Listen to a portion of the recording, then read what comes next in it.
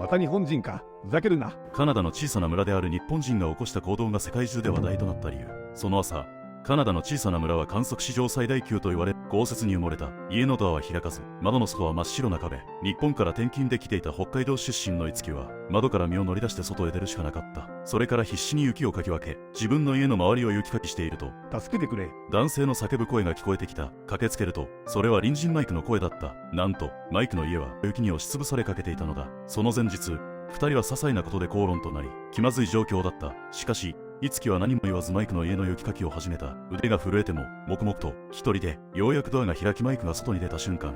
おい、人の家の雪かきを勝手にして、何が狙いなんだ。怒りに満ちた声が樹の胸に突き刺さる。助けてくれと言ってただろ。だが樹は静かに言った。狙いとかじゃない。雪国では困ってる家をついでに掘るのは普通だ。マイクは言葉を失った。そして樹はそのまま歩き出した。まだ外に出られない家がある。手伝ってくれ。マイクも、気づけば無言で後ろをついていった。二人で近所の雪かきを始めると、埋まっていた家から老婆が涙ぐんで出てきた。子供たちが走って抱きついてきた。その光景は、後悔していたマイクの心を静かに溶かしていくようだった。これが、日本の雪国文化なのか。その声はもう怒りではなく、深い尊敬に変わっていた。雪かきを終えた後、マイクは積み上げた雪を見て突然言った。疑って悪かった。あんたの優しさに裏なんてなかったんだな。樹は笑って言った。いいんだ。よし、鎌倉作ろう。鎌倉。